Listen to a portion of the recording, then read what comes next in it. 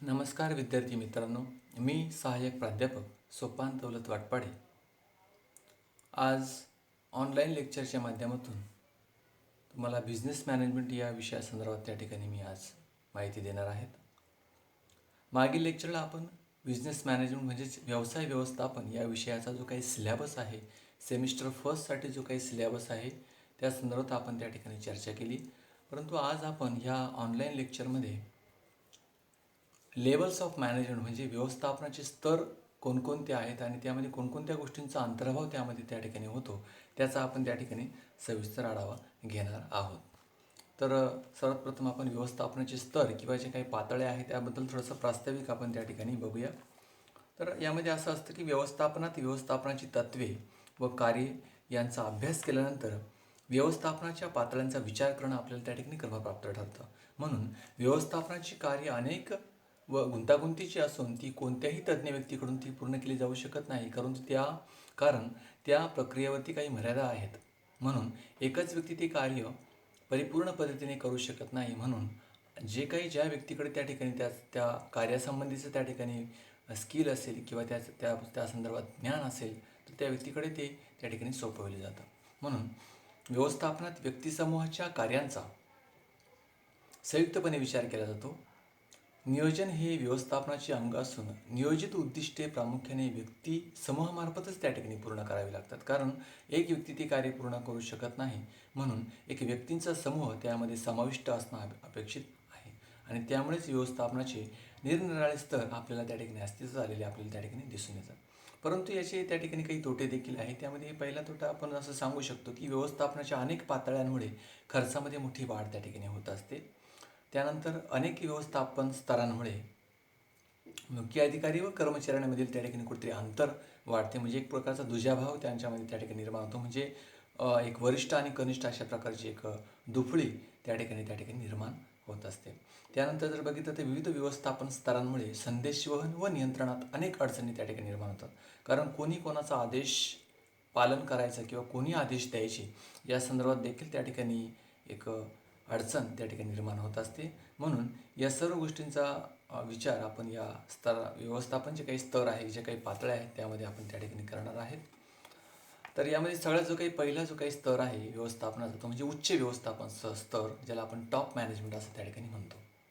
तर यामध्ये कोणत्या गोष्टींचा अंतर्भाव आहे, त्यामध्ये उच्च व्यवस्थापन उद्योग किंवा व्यवसायातील सर्वोच्च शक्ती किंवा एक मंडळाच्या स्वरूपात काम करत असते. एक सर्वोच्च स्थानी हा जो काही व्यवस्थापन स्तर त्या ठिकाणी कार्य करत असतो आणि उद्योगाचे अंतिम धोरण ठरविणे, धोरणांची अंमलबजावणीसाठी योजना आखणे, उद्योगातील सर्व क्रिया प्रक्रिया किंवा विभागात समन्वय प्रस्थापित करणे व त्यावर प्रभावशाली नियंत्रण ठेवणे ही सर्व कार्य या उच्च व्यवस्थापन स्तराला त्या ठिकाणी करावी लागतात. एक पॉलिसी मेकर म्हणून या स्तराकडे त्या ठिकाणी बघितलं जातं. उच्च व्यवस्थापनाला उद्योगातील धोरणात्मक स्वरूपाचे निर्णय घ्यावयाचे असल्यामुळे त्याला बौद्धिक किंवा वैचारिक स्वरूपाची कार्य करावी लागते.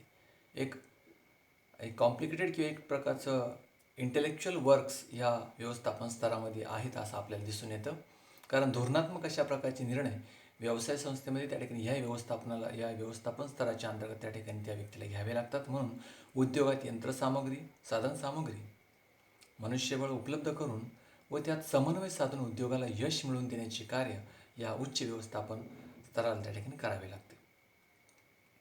उद्योगात नियोजनापासून नियंत्रणापर्यंत सर्व क्रिया योग्य मार्गाने होत आहेत किंवा नाही यावर लक्ष ठेवण्याचे कार्य व्यवस्थापन स्तराला करावे लागतात. आणि म्हणूनच अशा रीतीने उद्योगात सर्व प्रकारचे निर्णय घेण्याचे किंवा धोरण ठरवण्याचे कार्य उच्च व्यवस्थापन स्तर त्या ठिकाणी करत असते. तर यामध्ये प्रामुख्याने काही खालील घटकांचा त्यामध्ये समावेश होतो. तर पहिला जो काही अंतर्गत या रचनेमध्ये जर आपण विचार केला तर उच्च व्यवस्थापन स्तरामध्ये सगळ्यात महत्त्वाचा घटक तो म्हणजे भागधारक. कारण भागधारक ही कंपनीचे मालक असतात आणि या भागधारकांच्या जीवावरच त्या ठिकाणी कुठेतरी कंपनी निर्माण झालेली असते. म्हणून भागधारक हा घटक खूप महत्त्वाचा आहे, ज्याला आपण इंग्लिशमध्ये शेअर होल्डर असं आपण त्या ठिकाणी म्हणतो. कंपनीची इमारत, यंत्रसामग्री व इतर उपकरणे खरेदी करण्यासाठी भागधारक भांडवल देत असतात आणि त्यामुळे त्यांना कंपनीचे मालक म्हणतात. कारण प्रत्यक्ष स्वरूपात ते प्रत्येक वेळेस त्या कंपनीचे जे काही निर्णय असतील त्यामध्ये ते समाविष्ट होत नाही, परंतु ते भाग भांडवलाच्या माध्यमातून त्यांचं जे काही कॉन्ट्रिब्युशन आहे ते त्या ठिकाणी देत असतात. ते कंपनीचे मालक असल्यामुळे त्यांना उच्च व्यवस्थापनात सर्वोच्च स्थान आहे. परंतु ते असंख्य असून कंपनीपासून लांब अंतरावर राहतात आणि हे ते लांब राहत असल्यामुळे त्यांना सामूहिकरित्या व्यवस्थापनात लक्ष घालणे अशक्य असते. त्यामुळे कंपनीच्या व्यवस्थापनावर लक्ष ठेवण्यासाठी ते त्यांच्यामधून काही प्रतिनिधी नेमतात. त्यांनाच संचालक असे म्हणतात. आणि संचालक भागधारकांमार्फत व्यवसाय किंवा उद्योगाच्या व्यवस्थापनात लक्ष त्या ठिकाणी ते घालत असतात. म्हणून हे भागधारक कंपनीच्या दृष्टिकोनातून एक महत्त्वाचा घटक आहे. दुसरा जर महत्त्वाच्या जर रचनेमध्ये जर मुद्दा बघितला तो म्हणजे संचालक मंडळ. संचालकांची नियुक्ती भागधारक करत असतात आणि त्यामुळे संचालक किंवा संचालक मंडळ हे भागधारकांचे विश्वस्त म्हणून कार्य करत असतात. विश्वस्त या नात्याने संचालक मंडळ भांडवल सुरक्षित ठेवून त्यांचा सदुपयोग करीत असतात. त्यासाठी संचालक मंडळाला पुढील कार्य करावे लागतात. कारण एक विश्वस्त म्हणून जर भूमिका बजावायची असेल तर पुढील कार्य त्या जे काही संचालक मंडळ आहे त्यांना त्या ठिकाणी करावे लागतात. पहिलं जर कार्य बघितलं ते म्हणजे कंपनीच्या यशासाठी किंवा सफलतेसाठी महत्त्वपूर्ण बाबींवर विचार करून निर्णय घ्यावे लागतात. कारण त्या निर्णयाचा परिणाम समग्र जे काही घटक आहे व्यवसाय संस्थे, ज्याला आपण अंतर्गत घटक आणि बहिर्गत जे काही घटक आहे त्यांच्यावरती कोणत्या प्रकारची गदा त्यांच्या अधिकारांवरती किंवा त्यांचं नुकसान होणार नाही याचा विचार म्हणजे त्या ठिकाणी त्या संचालक मंडळाला घ्यावा लागतो. उदाहरणार्थ, कंपनीची दीर्घकालीन जी काही नीती आहे, जी काही लाँग टाईम जे काही डिसिजन्स कंपनी घेणार आहेत, जे निर्णय घेणार आहेत त्याचा व्यवस्थित पद्धतीने एक परिणाम काय होईल याचा देखील अवलोकन या संचालक मंडळाने त्या ठिकाणी करणं अपेक्षित आहे. नंतर उद्दिष्टे, कंपनीचे कार्यक्रम, अंदाजपत्रके इत्यादीविषयी निर्णय घेत असताना खूप काळजीपूर्वक त्याचा अभ्यास या संचालक मंडळाने करावा आणि या गोष्टीचा त्या ठिकाणी विचार केला गेला पाहिजे. त्यानंतर दुसरं जर आपण बघितलं संचालक मंडळाचं जे काही कार्य, तर म्हणजे कंपनीतील जे काही दैनंदिन कार्य ती व्यवस्थित होण्यासाठी संचालकांनी नियुक्त केलेल्या व्यवस्थापकांना मान्यता देणे अपेक्षित आहे. कारण नियुक्त केलेल्या व्यवस्थापकांना त्या ठिकाणी जे काय त्यांना नियुक्त जर केलं तरच त्यांना त्यांच्या अधिकाराप्रमाणे त्यांना त्या व्यवसाय संस्थेमध्ये काम करता येईल आणि किंवा ते एक प्रकारचं ऑथेंटिक अशा प्रकारचं काम ते करू शकतील. म्हणून त्यांना ऑथेंटिकेशन देणं किंवा त्यांची मान्यता मिळवणं, मान्यता त्यांना देणं हे त्या ठिकाणी गरजेचं आहे. आणि जर तिसरा जर महत्त्वाचा घटक आहे तो म्हणजे मुख्य कार्यकारी अधिकारी, ज्याला आपण चीफ एक्झिक्युटिव्ह ऑफिसर असं म्हणू शकतो आपण. यामध्ये काय की संचालक मंडळाच्या हाताखाली मुख्य कार्यकारी अधिकारी कार्य करत असतो आणि विविध कंपन्यात मुख्य कार्यकारी अधिकाऱ्यांना विविध नावाने त्या ठिकाणी ओळखलं जातं. त्याला जनरल मॅनेजर असं देखील त्या ठिकाणी म्हणलं जातं. विविध नावाने त्या ठिकाणी ओळखलं. त्याला सर्वोच्च निर्देशक म्हणजे डायरेक्टर जनरल किंवा व्यवस्था संचालक, ज्याला आपण मॅनेजिंग डायरेक्टर असं देखील त्या ठिकाणी म्हणत असतो. म्हणून मुख्य कार्यकारी अधिकाऱ्याचे कार्य अत्यंत महत्त्वपूर्ण परंतु कठीण असते.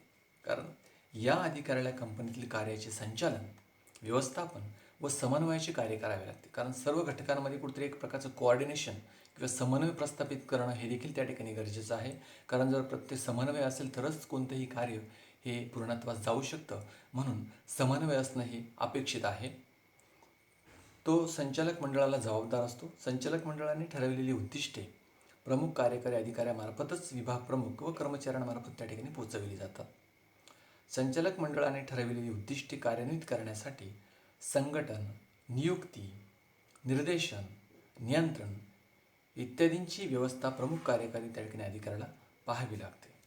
म्हणून तो या व्यवस्थापन स्तरामध्ये त्या ठिकाणी खूप महत्त्वाचं कार्य बजावतो असं आपण त्या ठिकाणी म्हणू शकतो. तर आपण पुढे बघू शकतो की उच्च व्यवस्थापनाची नेमकी कार्य कोणती आहेत किंवा फंक्शन्स ऑफ टॉप मॅनेजमेंट, म्हणजे हे जे काही उच्च व्यवस्थापन आहे याची नेमकी कार्य कोणती आहे. तर पहिलं जर त्यांचं कार्य आपण बघितलं ते म्हणजे उद्दिष्टांची निश्चिती करणं, to decide the objectives of the organisation असं आपण इंग्लिशमध्ये म्हणू शकतो. कारण जोपर्यंत उद्दिष्ट निश्चित होत नाही तोपर्यंत कंपनीला त्याची जे काही कोणत्या उद्दिष्टांनी कार्य करायचं आहे किंवा कशा प्रकारचा प्रोग्रेस करायचा आहे कोणत्याही प्रकारचं डिसाईड होणार नाही किंवा कर्मचारी देखील त्या ठिकाणी प्रमोट होणार नाही. म्हणून उद्दिष्ट निश्चित करणं हे एक प्राथमिक कार्य असं आपण त्या ठिकाणी म्हणू शकतो. म्हणून प्रत्येक उद्योगधंदा काही विशिष्ट ध्येय किंवा धोरण ठरवून त्यानुसार कार्य करत असतो आणि कोणत्याही व्यवसायात किंवा उद्योगात उच्च व्यवस्थापनाला उद्दिष्टांची निश्चित त्या ठिकाणी करावी लागते.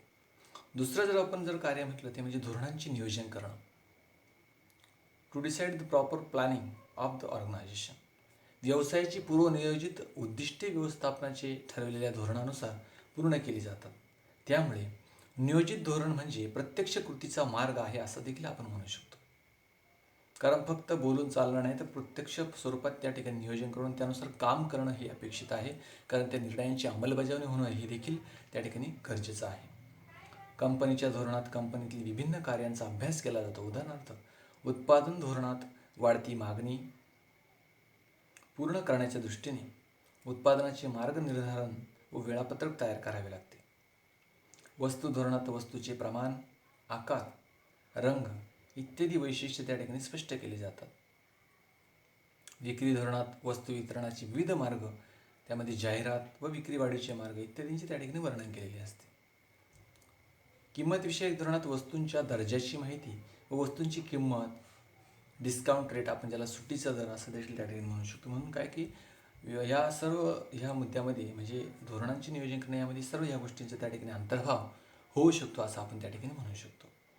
पुढचं जर कार्य म्हटलं ते म्हणजे नियोजनानुसार कार्य करण्यासाठी संघटनेची रचना करणं.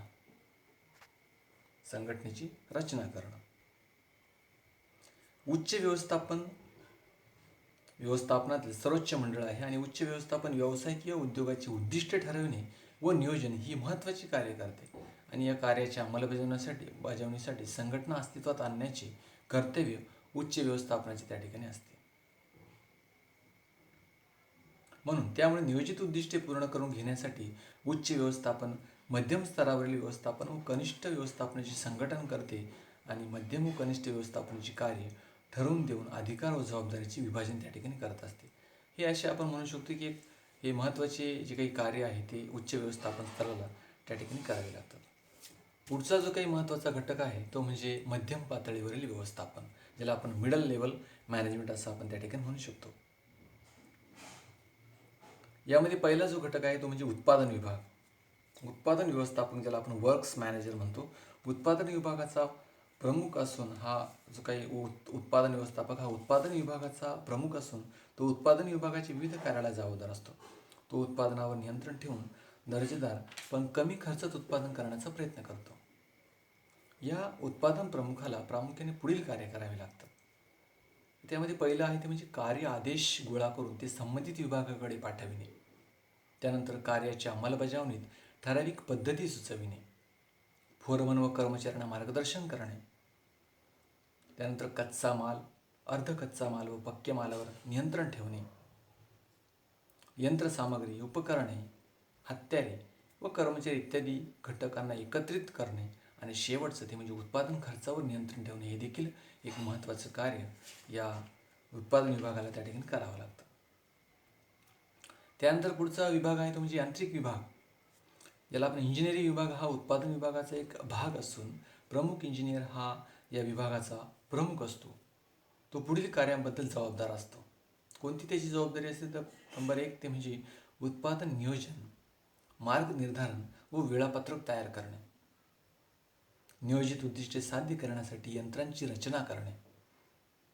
वस्तूंचे डिझायनिंग तयार, ज्याला आपण मॉडेल म्हणतो, डिझायनिंग तयार करणे, तिचे गुणधर्म, प्रमाण व दर्जा ठरविणे. त्यानंतर उत्पादन विभागाची तांत्रिक क्षमता वाढविण्यासाठी संशोधन करणे. यंत्र व उपकरणांची देखभाल करून त्यांच्या उत्पादन क्षमतेचा पूर्ण उपयोग करून घेणे. आणि शेवटचं ते म्हणजे उत्पादन खर्चात काटकसर करणं. हे यांत्रिक विभागाचं एक महत्त्वाचं कार्य या अंतर्गत त्या ठिकाणी करावं लागतं. पुढचं मध्यम पातळी व्यवस्थापनामध्ये जो काही घटक आहे म्हणजे कर्मचारी विभाग. मध्यम व्यवस्थापनात कर्मचारी विभाग अत्यंत महत्त्वाचा आहे, परंतु कर्मचारी विभागाचा प्रमुख असून तो उद्योगातील कर्मचारी भरती, प्रशिक्षण, वेतन, बढती इत्यादींसाठी जबाबदार असतो. उद्योगात अनेक कर्मचाऱ्यांची भरती करावी लागते, ती शास्त्रीय पद्धतीने करणे आवश्यक असते. त्याचप्रमाणे कामगारांची भरती केल्यानंतर त्यांना प्रशिक्षण द्यावे लागते. याशिवाय त्यांच्या जीवनमानाला आवश्यक इतके वेतनही द्यावे लागते. कर्मचाऱ्यांची कार्यक्षमता वाढवावी म्हणून त्यांना विविध प्रकारे उत्तेजन द्यावे लागते. त्याचप्रमाणे कुणावरही अन्याय होणार नाही असे बढतीचे धोरण या विभागाला अवलंबावे लागते. म्हणून या सर्व गोष्टींचा अंतर्भाव ह्या कर्मचारी विभागाअंतर्गत करणं गरजेचं आहे. त्यानंतर आहे ते म्हणजे संग्रहण विभाग. हा विभाग मालाच्या संग्रहणाचे किंवा साठ्याचे कार्य करतो. म्हणजे स्टोअर डिपार्टमेंट आपण ज्याला म्हणतो. स्टोरिंग त्या ठिकाणी त्या मालाचं करावं लागतं. संग्रहण विभाग सामग्री व्यवस्थापकाच्या अंतर्गत कार्य करतो. खरेदी विभागाने खरेदी केलेल्या मालाचा ताबा घेणे, ज्याला आपण पोझिशन म्हणतो, त्याची तपासणी करणे, मालाचा हिशोब ठेवणे, माल सुरक्षित ठेवणे इत्यादी सर्व कार्य या संग्रहण विभागाअंतर्गत त्या व्यवस्थापकाला त्या ठिकाणी किंवा त्या घटकाला त्या ठिकाणी करावे लागतात. त्यानंतर आहे ते म्हणजे कार्यालय विभाग. प्रत्येक संस्थेत स्वतंत्र कार्यालय स्थापन केलेले असून ते सामान्य व्यवस्थापनासाठी जबाबदार असते. या विभागाद्वारे पत्रव्यवहार पाहण्याची किंवा सांभाळण्याची कार्य केले जाते. त्याचप्रमाणे महत्त्वाची कागदपत्रे जपून ठेवणे, विभिन्न विभागांचे अहवाल तयार करणे, कार्यालयीन रेकॉर्ड ठेवणे इत्यादी सर्व कार्य हा विभाग त्या ठिकाणी पार पाडत असतो. त्यानंतर बघितलं ते म्हणजे उत्पादन खर्च विभाग. सर्वसामान्यपणे मोठमोठ्या संस्थेत हिशोब विभागाबरोबरच संस्थेतील उत्पादन खर्चासंबंधी एक स्वतंत्र विभाग उघडला जातो. त्यालाच उत्पादन खर्च विभाग असे म्हणतात. हा विभाग उत्पादनातील प्रमुख खर्च व सहाय्यक खर्चाचे विश्लेषण करून त्याचा अहवाल उच्च व्यवस्थापनाला सादर करतो. या विभागाद्वारे कच्चा माल व पक्का माल, श्रम व कारखान्यातील व कार्यालयीन खर्च इत्यादी विषयींचे रेकॉर्ड त्या ठिकाणी व्यवस्थित पद्धतीने त्या ठिकाणी ठेवतो. हे सर्व कार्य या विभागाअंतर्गत त्या ठिकाणी करावे लागते. आणि शेवटचा जो काही विभाग आहे या मध्यम व्यवस्थापनामध्ये तो म्हणजे खरेदी व विक्री विभाग. संस्थेत खरेदी विभागासाठी खरेदी प्रमुखाची तर विक्री विभागासाठी विक्री प्रमुखाची नियुक्ती केली जाते. आपण ज्याला परचेस मॅनेजर आणि सेल्स मॅनेजर असं म्हणतो, केलेली असते. खरेदी विभाग कच्चा माल, सुट्टे भाग व इतर आवश्यक मालाची खरेदी करतो. आणि विक्री विभाग हा मध्यम व्यवस्थापनातील महत्त्वपूर्ण विभाग असून तो मालाची विक्री करणे, बाजारपेठांचे संशोधन करणे, जाहिरात करणे, विक्री वाढ करणे इत्यादी महत्त्वाची कार्य त्या ठिकाणी करीत असतो. आणि या सर्व घटकांचा विचार ह्या मध्यम व्यवस्थापनामध्ये त्या ठिकाणी केला जातो. आता मध्यम व्यवस्थापनाची कार्य नेमकी कोणती आहे ती आपण त्या ठिकाणी बघूया.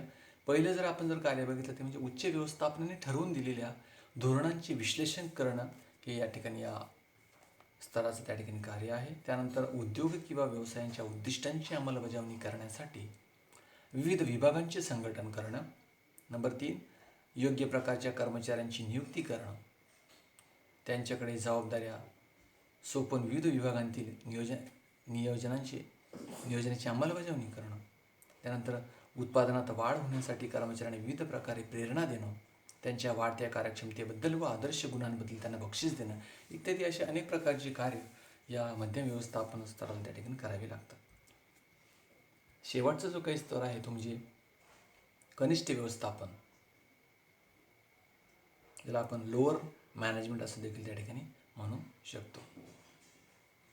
कनिष्ठ व्यवस्थापनात सुपरवायझर, निरीक्षक, फोरमन व विक्रेते यांची कार्य महत्त्वाची आहे, कारण ते कर्मचारी किंवा कामगारांकडून प्रत्यक्षपणे कार्य करून घेत असतात. कनिष्ठ व्यवस्थापनात निरीक्षकांचे कार्य अत्यंत महत्त्वाचे समजले जाते. उद्योगात निरीक्षकांचा किंवा फोरमनचा कर्मचाऱ्यांशी प्रत्यक्ष संबंध येतो. त्यामुळे मोठमोठ्या संस्थांत अनेक निरीक्षक किंवा फोरमन नियुक्त केलेले असतात. फोरमन प्रामुख्याने उत्पादन विभागात त्या ठिकाणी कार्य करीत असतात आणि निरीक्षक, फोरमन किंवा सुपरवायझर यांचे कार्य पुढील प्रमाणे आहेत असं आपण म्हणू शकतो. तर पहिलं जर कार्य आहे ते म्हणजे उच्च अधिकाऱ्यांच्या निर्देशानुसार कनिष्ठ कर्मचाऱ्यांकडून काम करून घेणे हे त्या ठिकाणी आहे. त्यानंतर ते बघितलं ते म्हणजे कनिष्ठ कर्मचाऱ्यांच्या तक्रारी, अडचणी व शिफारशी उच्च अधिकाऱ्यांकडे पोहोचवणे व कर्मचाऱ्यांचे प्रतिनिधित्व करणे हे देखील त्यामध्ये आहे. आणि त्यानंतर यामध्ये एक कनिष्ठ व्यवस्थापनाचा जर स्तर आपण बघितलं तो म्हणजे असा आहे: सुपरवायझर, फोरमन, कामगार, त्यानंतर सुपरवायझर, निरीक्षक, कर्मचारी, त्यानंतर सुपरवायझर, विक्रेते आणि कर्मचारी अशा पद्धतीने त्या ठिकाणी कुठेतरी फ्लो हा या व्यवस्थापन स्तरामध्ये या विभागाअंतर्गत म्हणजे कनिष्ठ व्यवस्थापनामध्ये त्या ठिकाणी आहेत. अशा पद्धतीने आपण आज या ऑनलाईन लेक्चरमध्ये व्यवस्थापनाचे नेमके स्तर काय आहेत, ज्यामध्ये उच्च व्यवस्थापन स्तर, मध्यम व्यवस्थापन स्तर आणि कनिष्ठ व्यवस्थापन स्तर अशा तिन्ही स्तरांचा त्या ठिकाणी आपण अभ्यास केलेला आहे. यामध्ये कोणकोणत्या प्रकारच्या गोष्टींचा अंतर्भाव होतो, त्यानंतर प्रत्येक व्यवस्थापन स्तराची कार्य कोणती आहेत, हे सर्व आपण त्या ठिकाणी बघितलं. थँक्यू. धन्यवाद.